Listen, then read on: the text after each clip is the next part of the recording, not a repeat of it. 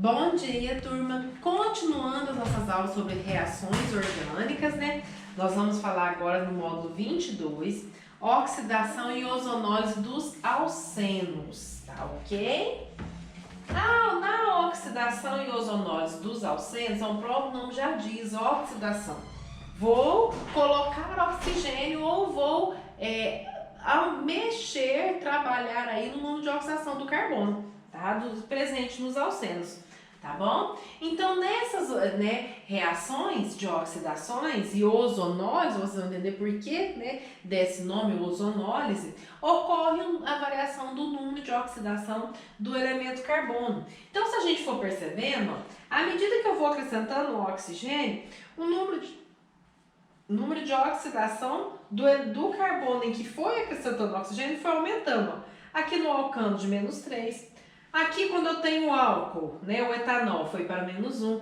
Aqui, quando eu tenho o aldeído, o número de oxidação foi para +1, lembrando aqui, então tá vendo aqui, aumentei o oxigênio, aqui aumentei a ligação daquele carbono com o oxigênio, fez aqui uma dupla com o oxigênio. Aqui aumentei a ligação com o oxigênio, aumentei até o número de oxigênio, a gente passou de +1 para +3, e até chegar ao CO2, que eu vou ter 2 oxigênios, que é o número máximo de oxidação. 2 oxigênios ligados duplamente com aquele carbono. Então, a gente percebe que à medida que eu aumento o número de ligações com o oxigênio e vou acrescentando mais oxigênio na molécula, o NOx vai aumentando. Então, ele vai realmente sofrendo oxidação. Se eu inverter, diminuindo o número de oxigênio na molécula orgânica, tá? Eu vou ter uma redução. E a gente percebe que ao diminuir o número de oxigênio, o que eu estou aumentando? O número de hidrogênio.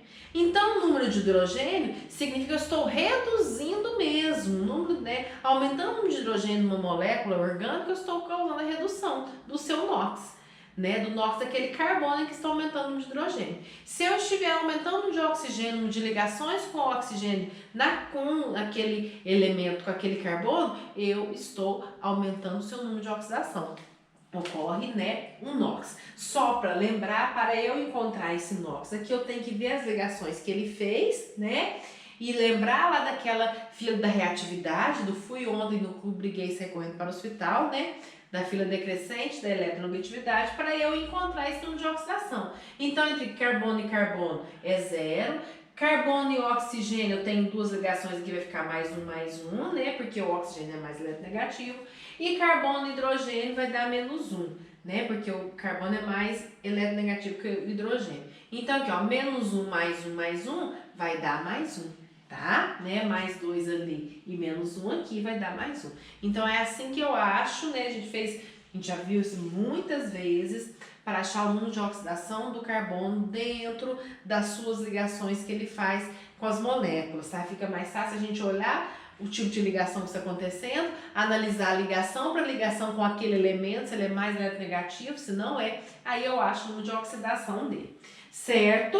Tá? Mas eu também posso guardar. À medida que eu aumento o número de oxigênio na molécula, ou a ligação com aquele carbono, eu aumento o número de oxidação.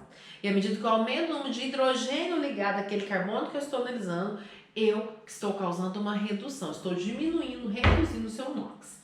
Tá? Muito bom. Vamos lá então na ozonólise. Então, ozonólise, quem vai estar reagindo? O ozônio, o O3. Tá? O ozonólise, então, um reagente bem forte. O que ele causa? Ele causa a ruptura da ligação ele causa a ruptura da ligação dupla, das duas, da sigma e da pi. Ele quebra mesmo essa ligação e o que acontece? E encaixa o oxigênio. Tá? Então, olha lá, quebrei a ligação. Nesse carbono aqui, que é um carbono, perceba que é um carbono, terciário, ela tá ligada a 3 carbonos, lá quebrei, eu vou encaixar o oxigênio aqui. Quem que eu vou formar? Uma cetona, tá? Então, se o carbono é secundário, se o carbono é terciário, o carbono lá no alceno, no alceno inicial, se ele é terciário, vai formar quem? A acetona. Tá? Agora, e esse carbono que ficou também, que quebrou, que ficou com a outra dupla lá, com a outra dupla lá esperando onde foi quebrado. O que vai acontecer? Eu vou encaixar oxigênio, tá? Só que como ele não é, ele é um carbono lá secundário, o que ele vai formar? Aldeído. Então ele vai formar lá o C, lá o H3C, né? C dupla O e o outro Hzinho aqui, formando o aldeído. Então, normalmente a ozonólise, ela vai formar quem? Aldeídos e cetonas. Às vezes duas cetonas, dependendo, né, da onde foi. Às vezes dois aldeídos, né, dependendo dos carbonos que estão ali presentes na dupla, tá? Então é isso que acontece. Né, uma observação, então eu tenho, isso ocorre, ozônio, eu tenho o zinco e a água aqui. Por quê? O que acontece? Como eu tenho 3 oxigênios, onde que eles estão entrando? 3, né, que é o ozônio. Entrou nas duas, na ruptura, formei duas moléculas ali, né, com funções iguais ou diferentes, funções oxigenadas, e o outro oxigênio vai para onde? Vai para a água. Tá? Esse outro oxigênio vai para a água. E para a água não liberar mais esse oxigênio, ela pegar e liberar esse oxigênio, que ela vai ficar H2O2, né, a água oxigenada, para ela não liberar esse oxigênio, eu tenho o zinco que vai parar essa oxidação. Porque nós vamos ver, né, na oxidação enérgica, tá, ou energética, nós vamos ver que a oxidação vai acontecendo até o carbono ele chegar no seu estado máximo de NOx, tá? Então é para isso que serve esse zinco e essa água aqui, né, na reação. A gente precisa, para ocorrer a reação de ozonose, eu preciso da presença desses dois elementos aqui, porque senão eu não consigo frear a minha reação até o aldeído. Eu vou continuando oxidando até chegar às ácidos carboxílicos. Nós vamos ver na próxima oxidação aí, certo? Então vamos lá, né? A aplicação da ozonólise, né? A principal aplicação é justamente a formação de aldeídos e cetonas, é a partir da ozonólise dos alcenos que a gente obtém esses aldeídos e cetonas, tá? E pela ozonólise também, né? Se eu saber aonde está ocorrendo, eu sei direitinho quem que era o alceno anterior, inicial, né? Para se formar inicial que deu origem ao aldeído e a cetona aqui correspondente. Tá lá que perceba apresentar o H2O2. Então, vocês podem se deparar nos exercícios com, né, de uma ozonólise com o H2O2, e ela está ali para isso, para capturar o último oxigênio do ozônio que ficou ali, né,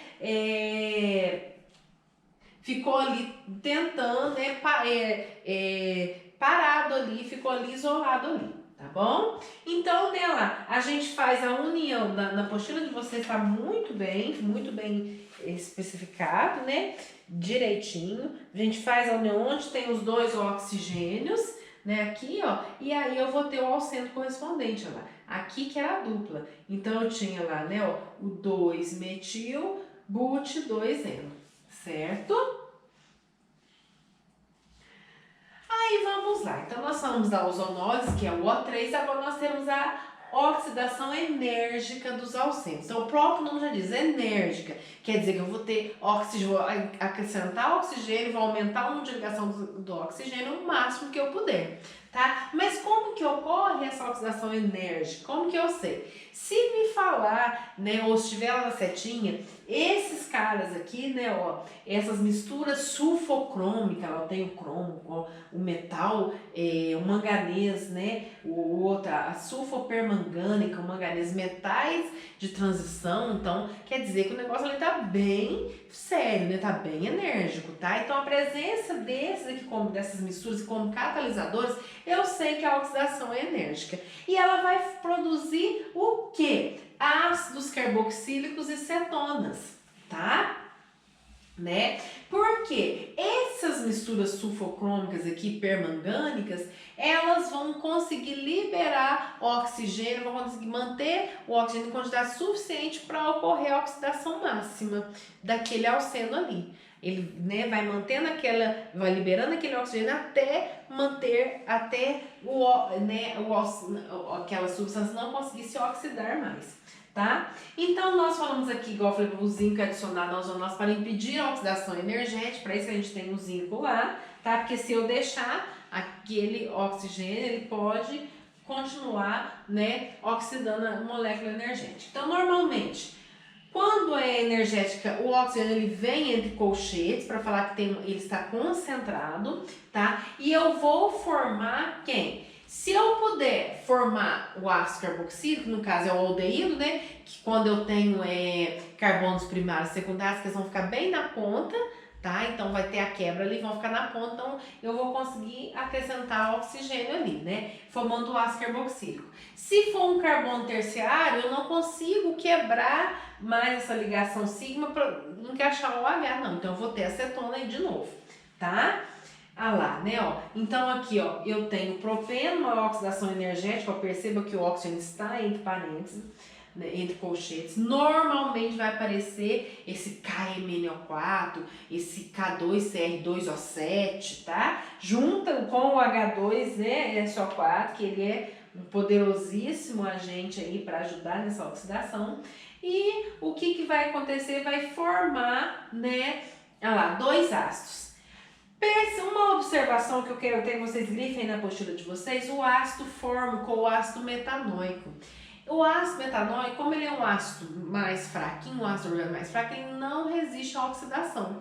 Rapidamente lá, ó, o oxigênio vai reagindo com ele, transforma lá, ó, entra aqui entre esse H e o O, transformando ele em quem? O H2CO3, ó, H2CO3, tá? O H2CO3, o ácido carbônico.